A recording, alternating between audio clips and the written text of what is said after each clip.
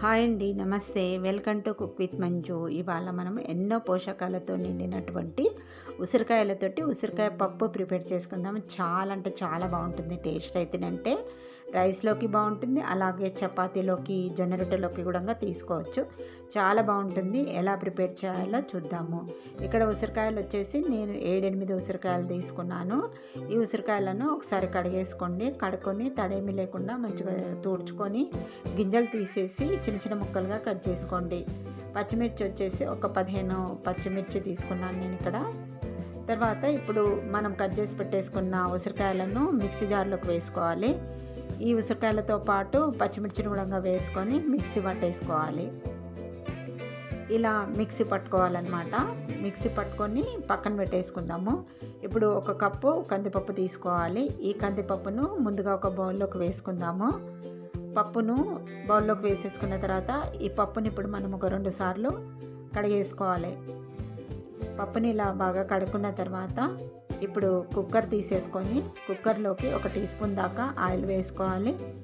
Oil వేసేసుకొని ఇప్పుడు ఇందులోకి కందిపప్పును వేసుకోవాలి. వాటర్ తీసేసి వేసుకొని ఈ పప్పును ఒక 2 నిమిషాలు ఈ ఆయిల్లో వేపుకోవాలి. ఇలా వేపుకొని చేసుకోవడం వల్ల పప్పు అనేది రుచిగా వస్తుంది. ఇప్పుడు ఈ పప్పులోకి కావలసినంతగా వాటర్ వేసుకోవాలి. వాటర్ వేసేసుకున్న తర్వాత ఇందులోకి ఒక ఉల్లిపాయను ఇలా ముక్కలుగా కట్ చేసుకొని వేసుకోండి. వెల్లుల్లిపాయలను కొన్ని చప్పకగా దంచుకొని తీసుకోవాలి. తర్వాత ఉసిరికాయ పచ్చిమిర్చి పేస్ట్ వేసేసుకోవాలి. వేసుకున్న తర్వాత ఒకసారి మళ్ళీ కలిపేసుకోవాలి. ఇలా కలిపేసుకొని ఇప్పుడు మనము ఇందులోకి కొంచెం పసుపు వేసుకుందాము. పసుపు వేసేసుకొని మళ్ళీ ఒకసారి కలుపుకోవాలి.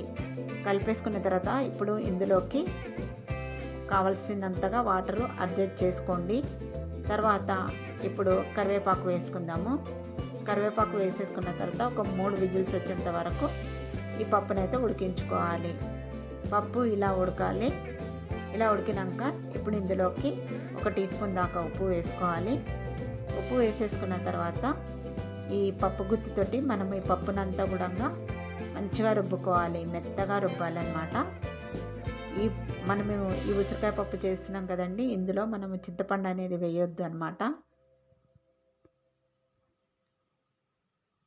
ఈ ఉసిరికాయలు కొంచెము మనకు ఒగురుగా అనిపిస్తుంది కాబట్టి చింతపండు ప్లేస్లో మనం కొంచెం నిమ్మరసం అనేది వేసుకున్నామంటే టేస్ట్ అనేది బాగుంటుంది. ఇప్పుడు ఇందులోకి ఒక హాఫ్ చెక్క తీసుకున్నాను నిమ్మరసము. ఇలా బాగా పిండేసుకోవాలి. గింజలేమి లేకుండా చూసుకొని వేసుకోవాలి. ఇలా వేసేసుకున్న తర్వాత ఒకసారి బాగా కలుపుకోవాలి. నిమ్మరసం వేసిన తర్వాత మళ్ళీ మనం పప్పును ఉడికించొద్దు అనమాట.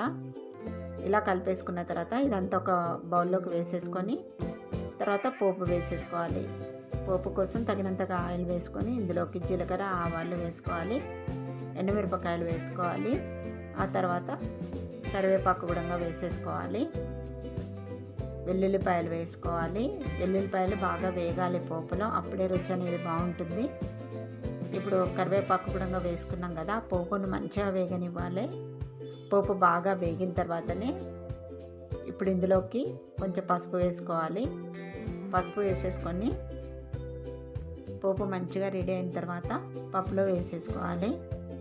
ఇప్పుడు ఈ పోపును పప్పులో వేసేసుకుందాము.